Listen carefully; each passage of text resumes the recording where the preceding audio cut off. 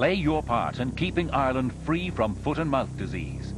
Do not travel to any part of Britain or Northern Ireland. Do not visit the countryside. Do not bring meat or dairy products from the UK to Ireland. Farmers, you must restrict access to your farms and do not travel to other farms. Make sure you have a disinfectant mat or straw at the entrance to your farm. Report anything suspicious to your Department of Agriculture local office. Our helplines are open every day. Right now, it's time to check out the latest situation with the foot and mouth problem with Derek Davis.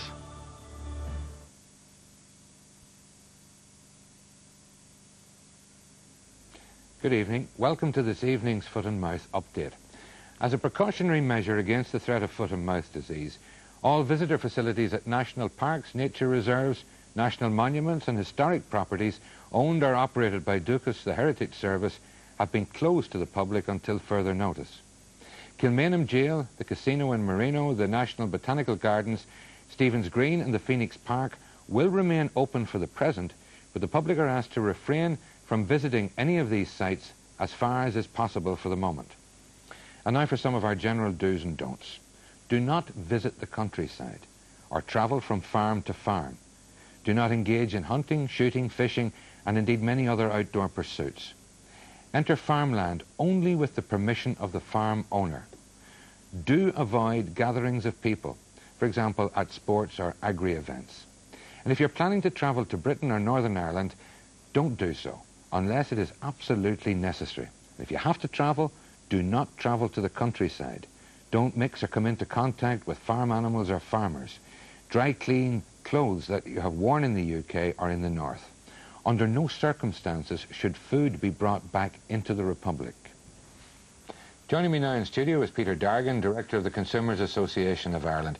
Peter, can we go quickly through a number of points? First of all, the risk to human health. Is almost nil. Very small flu-like symptoms. Food, no problem. Dairy products, no problem to humans. Meat, no problems. It's not a human disease at all. It's only in animals. Okay, so even if we consume infected products, no problem. The risks are negligible. No problem.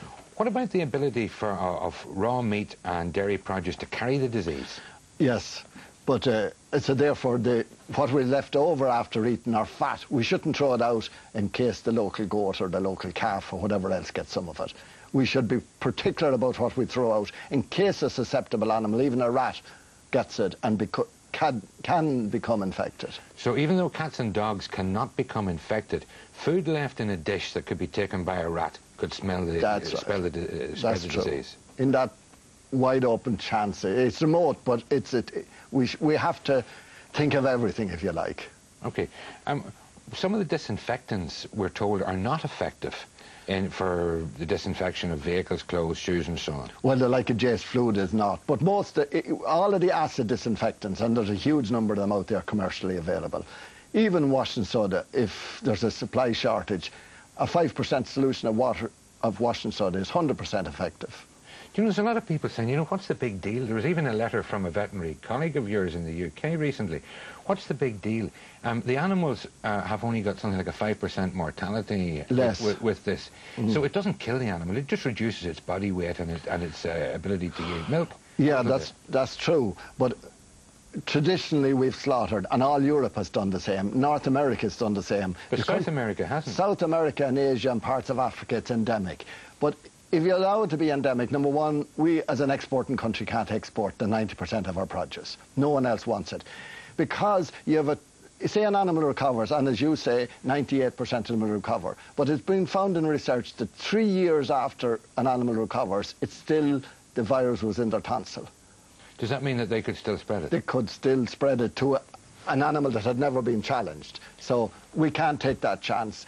Unless the doomsday scenario that every animal had it. All right, throw your mind back to ’67 because you were practicing at that stage. What's the difference between the two outbreaks? We contained it when we didn't let it in '67. We were very lucky. Maybe we had more religion that time or whatever, but we were really lucky. We were all worried about it. What are the different factors? A lot more travel. I mean, people go across to the UK for their lunch, to go over to Man United to matches. That didn't happen then. So really it's the spread of people So the implication is that voluntary curbs on travel are critical to containing the disease. We should stay put. If we want to talk to our farmer friends, telephone them. I mean, interviews like this, the programmes, the coverage, the media coverage, this isn't over-dramatising things. No, we can't be too careful. This is a calamity for the whole country. Consumers will suffer as much as farmers if this comes in. We all want to keep it out. Our jobs, our children's jobs. Everybody. It's a disastrous scenario. Peter Dargan, thank you. On a bright sunny weekend, you might be tempted to go for a long, healthy walk, a spot of hill walking perhaps, a ramble in the countryside. But whilst that might be healthy for you, it's definitely a major health risk for the Celtic tiger. Hill walkers are advised to stay away from mountain areas, which are frequently the grazing lands of sheep. Coillte has closed all the forests under its control, and the Mountaineering Council of Ireland have advised all hill walkers and climbers to stay away from farmland. All walkers risk carrying the disease on their footwear and spreading it from one area to another, or into urban areas via their cars. Derek Mooney, you're very, very welcome. Thanks, but most people who saw pictures today in the news bulletins would find it absolutely extraordinary that people who purport to have the same outdoor interests as yourself were crawling over the Wicklow Hills like ants this very day. Yeah, it's unfortunate a lot of people weren't paying attention to the notices that were given out, asking people not to go onto national parks, not to go to the countryside, not to go onto the hillside. A lot of people, unfortunately, did that today. We don't know who they are. We can't identify them as individuals. But they would say, what's the harm? Well, it's major harm. If this disease spreads, it is species-specific at the moment. Okay? But what could a hill walker do to spread it? Well, the hill walker is going to carry it back on their clothes, on their boots, and then they go into another area and it's passed on to somebody else's clothes or boots, and then it's passed on and it gets back into the herd, and then we have a serious problem, as Peter Dargan was saying earlier on. This could be a catastrophe for the Celtic tiger, but for animals, for wildlife, the deer population is at risk in this country. And I was talking to the National Parks and Wildlife Service yesterday, and they're very concerned about this. So this is why a lot of the areas have been closed off, like the Phoenix Park. The zoo has been closed, Photo Wildlife Park has been closed. They don't want people walking around the park. There's a deer population in there, and we don't want the disease getting in there and wiping out that population there. If it spreads to the wild deer population throughout the country, then it has major implications for jumping counties much quicker than it would just from cattle to cattle, as you can imagine. The point, as I understand it, is because this can be airborne as well, yeah, a lot of people's clothing and shoes and vehicles may already be contaminated. And every time they move into an area frequented by livestock, they then contaminate that area.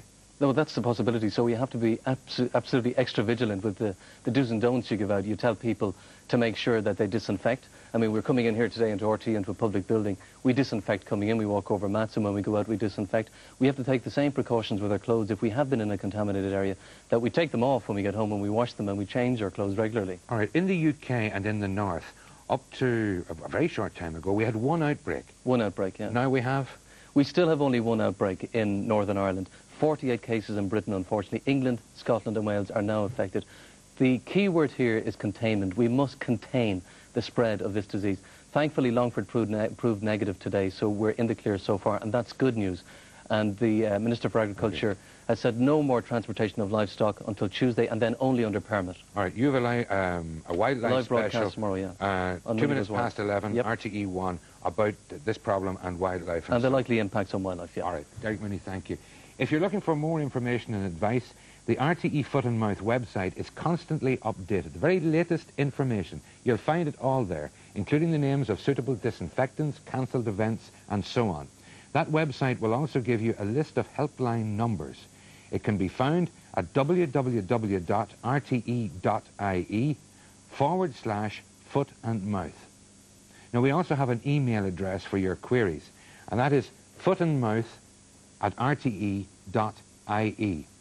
Now, email queries that we've already had from abroad indicate that large numbers of people are still planning to travel here for events such as the St. Patrick's Day festivals, events that have already been cancelled.